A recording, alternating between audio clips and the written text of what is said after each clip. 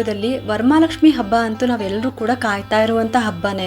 ಆದರೆ ಈ ವರ್ಷ ವರಮಹಾಲಕ್ಷ್ಮಿ ಹಬ್ಬ ಅಂತೂ 21ನೇ ತಾರೀಕು ನಾವು ಪೂಜೆ ಮಾಡಬೇಕಾ ಅಥವಾ 28ನೇ ತಾರೀಕು ನಾವು ಪೂಜೆ ಮಾಡಬೇಕಾ ಅನ್ನುವಂಥ ಕನ್ಫ್ಯೂಷನ್ ಎಲ್ರಿಗೂ ಕೂಡ ಇದ್ದೇ ಇದೆ.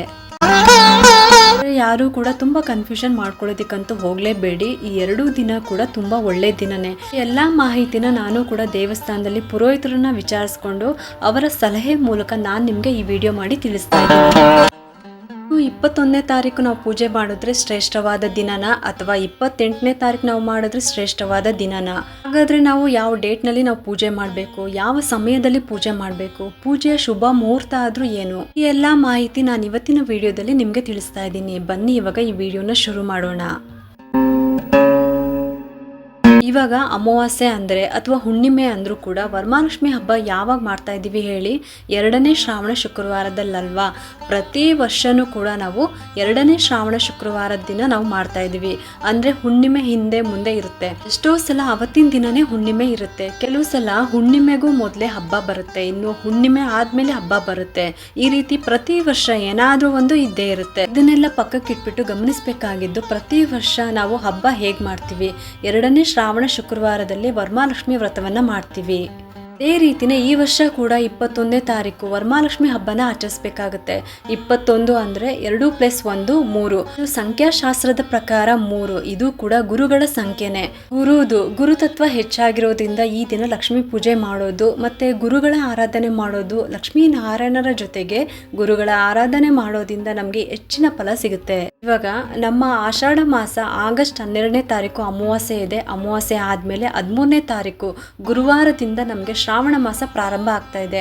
ಆಗಸ್ಟ್ 14ನೇ ತಾರೀಕಿನಿಂದ ಮೊದಲ ಶ್ರಾವಣ ಶುಕ್ರವಾರ ಅಂದ್ರೆ 21ನೇ ತಾರೀಕು ಶುಕ್ರವಾರ 2ನೇ ಶ್ರಾವಣ ಶುಕ್ರವಾರ. ಆ ದಿನದ ಪಂಚಾಂಗ ಹೇಗಿರುತ್ತೆ ಅಂತ ತಿಳ್ಕೊಳ್ಳೋಣ ಬನ್ನಿ. ಇನ್ನು ಆ ದಿನದ ನಕ್ಷತ್ರ ತಿಥಿ ವಿಶೇಷತೆ ಹೇಗಿದೆ, ಇನ್ನು ಈ ದಿನ ವರಮಹಾಲಕ್ಷ್ಮಿ ಹಬ್ಬ ಅಂತ ಹೇಳಿ ಎಲ್ಲ ಕ್ಯಾಲೆಂಡರ್ನಲ್ಲೂ ಕೂಡ ಪಂಚಾಂಗದಲ್ಲೂ ಕೂಡ ಅದೇ ರೀತಿ 28ನೇ ತಾರೀಕು ನಮ್ಗೆ 3ನೇ ಶ್ರಾವಣ ಶುಕ್ರವಾರ ಬರುತ್ತೆ.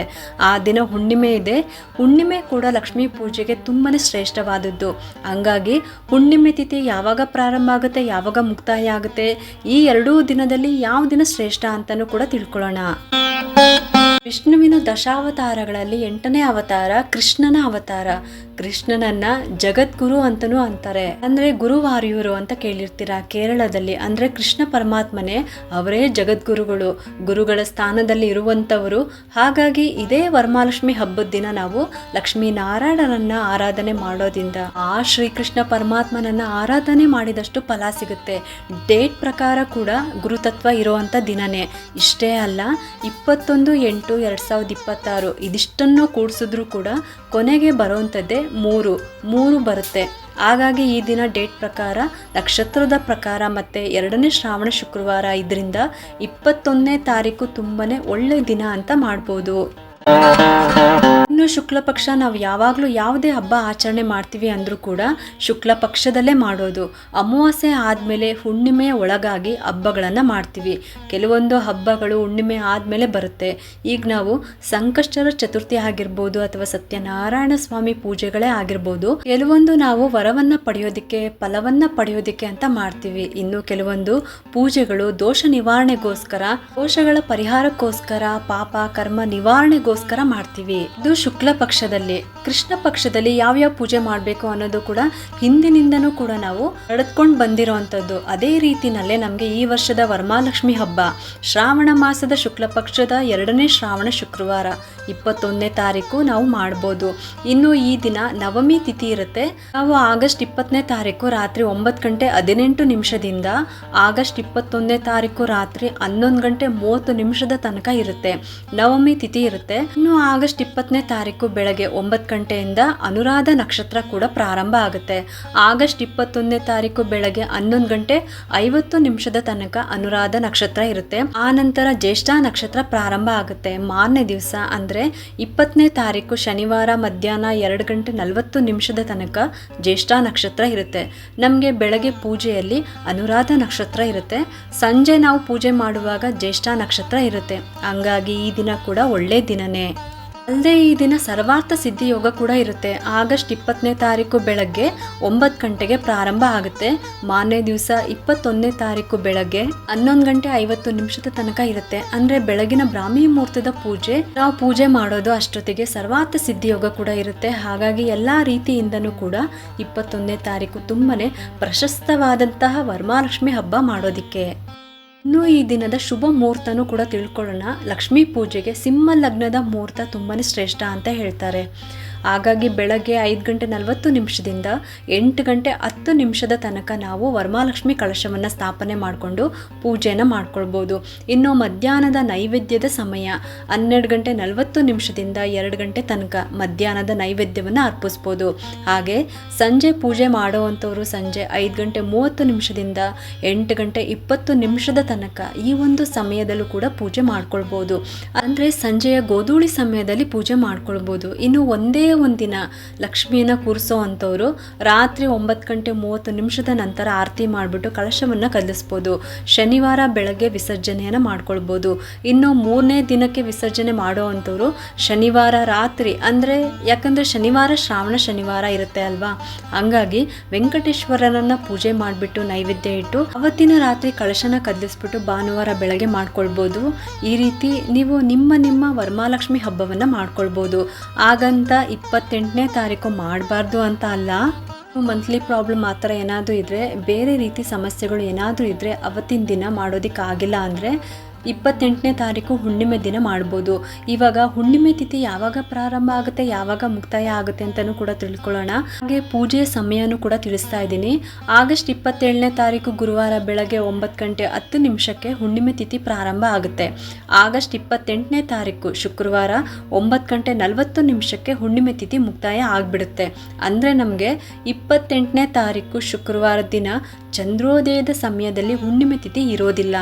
ಆದರೆ ಬೆಳಗ್ಗೆ ಸೂರ್ಯೋದಯದ ಸಮಯದಲ್ಲಿ ಯಾವ ತಿಥಿ ಇರುತ್ತೋ ಅದೇ ದಿನ ಪೂರ್ತಿ ಲೆಕ್ಕ ಬರುವಂಥದ್ದು. ಹಿಂದಿನ ದಿನ ಅಂದರೆ 27ನೇ ತಾರೀಕು ರಾತ್ರಿ ಚಂದ್ರೋದಯದ ಸಮಯದಲ್ಲಿ ಹುಣ್ಣಿಮೆ ತಿಥಿ ಇರುತ್ತೆ. 28ನೇ ತಾರೀಕು ಬೆಳಗ್ಗೆ 9 ಗಂಟೆ 40 ನಿಮಿಷಕ್ಕೆ ಹುಣ್ಣಿಮೆ ತಿಥಿ ಮುಗಿಯುತ್ತೆ.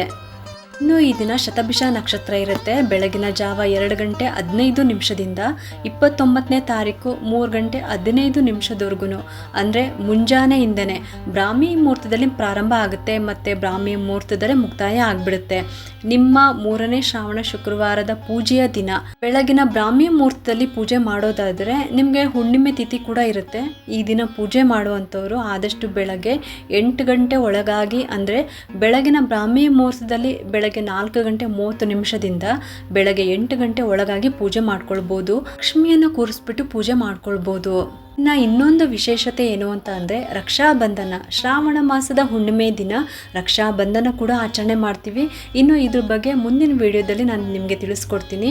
ಇನ್ನು ಈ ದಿನದ ಪೂಜೆಯ ಸಮಯ ಅಂತ ಅಂದರೆ ಬೆಳಗಿನ ಬ್ರಾಹ್ಮಿ ಮುಹೂರ್ತ ಬೆಳಗ್ಗೆ 4 ಗಂಟೆ 30 ನಿಮಿಷದಿಂದ 5 ಗಂಟೆ 30 ನಿಮಿಷದ ಒಳಗಾಗಿ ಪೂಜೆ ಮಾಡಬೇಕು. ಅಥವಾ ಆ ಸಮಯದಲ್ಲಿ ನೀವು ಕಳಶ ಸ್ಥಾಪನೆ ಮಾಡಿಬಿಟ್ಟು ಪೂಜೆ ಶುರು ಮಾಡಿದ್ರೂ ಕೂಡ 8 ಗಂಟೆ ಒಳಗಾಗಿ ಪೂಜೆನ ಮುಗಿಸ್ಕೋಬೇಕಾಗುತ್ತೆ.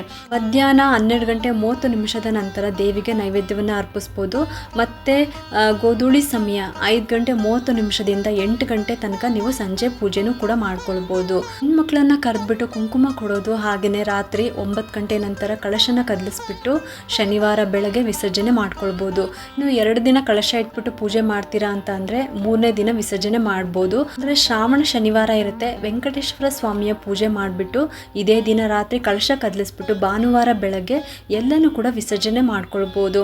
ಇದಿಷ್ಟು ಈ 2 ಡೇಟು, ತಿಥಿ, ನಕ್ಷತ್ರಗಳು, ಆ ದಿನದ ಮಹತ್ವಗಳು ಎಲ್ಲನೂ ಕೂಡ ವಿವರವಾಗಿ ತಿಳಿಸ್ಕೊಟ್ಟಿದ್ದೀನಿ. ಇನ್ನು ಯಾವ ದಿನ ಪೂಜೆ ಮಾಡ್ಕೊಳ್ಬೋದು ಅಂದರೆ ವರಮಹಾಲಕ್ಷ್ಮಿ ಹಬ್ಬವನ್ನು 21ನೇ ತಾರೀಕು ಮಾಡಬೇಕಾ ಅಥವಾ 28ನೇ ತಾರೀಕು ಮಾಡಬೇಕಾ ಅನ್ನೋದು ಆಯ್ಕೆ ನಿಮಗೆ ಬಿಟ್ಟಿದ್ದು. 21ನೇ ತಾರೀಕು ಯಾರಿಗೆಲ್ಲ ಸಾಧ್ಯ ಆಗುತ್ತೋ ಮಾಡಿ.